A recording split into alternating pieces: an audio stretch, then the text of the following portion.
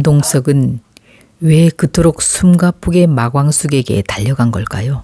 단지 범인이 잡혔다는 소식을 전하기 위해서였을까요? 그리고 장미애는 왜 어린 강수를 술도가에 남겨두고 떠나야만 했던 걸까요? 지금부터 그 얽히고 설킨 과거의 퍼즐을 하나씩 맞춰보겠습니다. 지난번 동석과 광숙의 병원 데이트에 이어 이번 24회에서는 과수원 데이트가 그려져 시청자들의 가슴을 설레게 했는데요. 광숙이 반품된 막걸리를 어떻게 처리할지 고민하자 동석은 광숙에게 막걸리를 싣고 오라고 한 뒤 예전에 자신의 집에서 일했던 분이 운영하는 과수원으로 함께 내려갑니다. 바로 반품된 막걸리를 비료로 쓰기 위해서였는데요. 도착한 과수원에서 두 사람은 바쁜 농장주를 도와 배나무의 화접 작업을 도와주게 됩니다. 광숙을 바라보는 동석의 시선을 느낀 농장주는 그를 바라보며 말합니다. 참 좋으신 분 같아요. 돌아가신 사모님 느낌이 납니다. 주변 분을 환하게 비추며 편하게 해주는 저런 분이 회장님 곁에 있어야 합니다. 동석은 농장주의 그 말에 쑥스러움과 설렘이 섞인 잔잔한 미소를 지어 보이며 답을 대신합니다. 두 사람은 과수원에서 일인지 데이트였는지 아무튼 즐거운 하루를 보내고 돌아옵니다. 돌아오는 길 동석은 피곤해 보이는 광숙을 배려해 자신이 운전대를 잡습니다. 광숙과의 대화 중 그는 사실 웬만한 건 다 가졌어요. 근데 딱 한 가지 못 가진 게 있습니다. 그게 뭔데요? 나중에 기회되면 그때 말할게요. 동석이 못 가졌다는 그 한 가지 과연 뭘까요?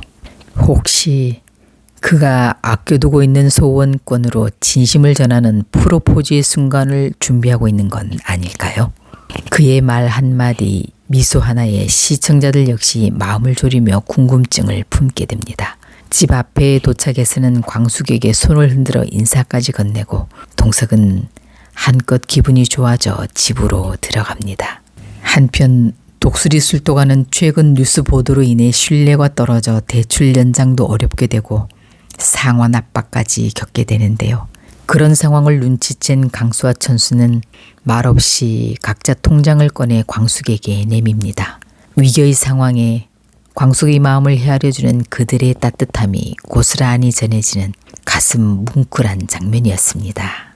그런데 흥수는 시련의 아픔으로 무단결근을 한 게 화근이 돼 결국 문화센터에서 잘리게 되고 설상가상 기획사에 제출한 안무는 올드하다는 평가를 받으며 떨어져 시리에 빠지게 됩니다. 그러나 옥부는 이런 그를 위로하며 자신이 과거 팬클럽 회장 장미였다고 고백하는데요. 흥수는 그제서야 매번 자신의 라이브 방송에 장미라는 이름으로 쭉 후원해주던 구독자가 바로 옥분이라는 걸 알고 감동하게 됩니다. 그날 밤 두 사람은 또 함께 밤을 보내게 되는데요. 이 일로 옥분이 임신하는 전개가 이어질 가능성도 있어 보입니다. 그리고 세리와 범수의 관계도 조금씩 변화를 보였는데요.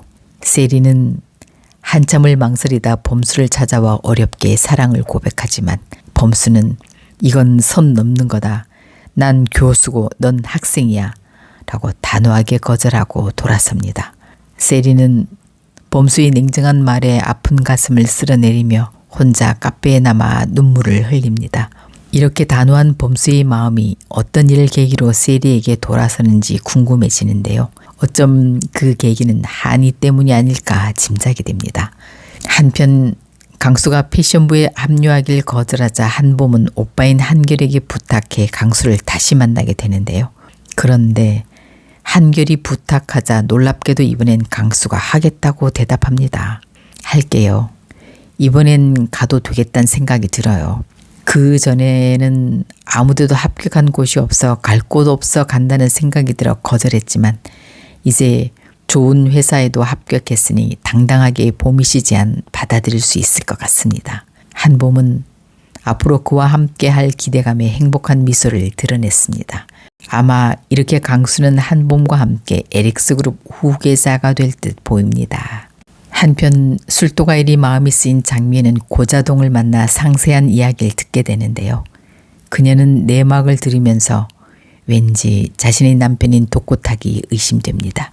장미애는 고자동이 술도가를 걱정하는 자신을 비난하자 과거 강수를 맡길 수밖에 없었던 사연을 밝히는데요. 과거 장미애는 남편이 죽고 3일 후 강수를 낳게 됐고 당시 미혼모로 살아갈 자신이 없어 동네 평판이 좋은 술도가 대문 앞에 아이를 두고 갔습니다. 그러나 아이를 못 잊어 매일 그 집 주변을 맴돌다 격리사원을 모집한다는 공고를 보고 강수를 볼 마음으로 그 집에 사원으로 들어갔습니다.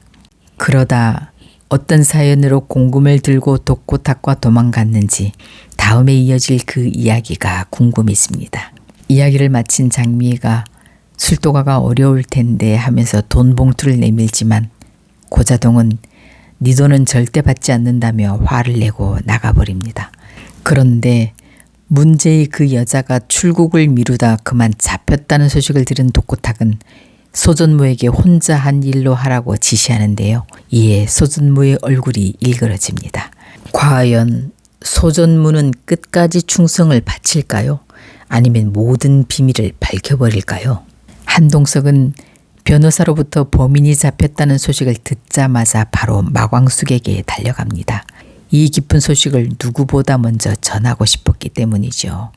이 소식을 듣자 광숙은 너무 기쁜 나머지 한동숙의 손을 덥석 잡고 펄쩍펄쩍 뛰었고 바로 그때 공주실과 시동생들이 그 모습을 보게 됩니다. 다음 회 독수리 술도가는 범인은 잡혔지만 은행 대출금 연장 거부와 상환 만기일로 인한 압박으로 존폐 위기에 놓이게 되고 동석은 이 사건의 배후 인물이 사돈이 될 독고탁이란 사실을 알게 되는 듯합니다.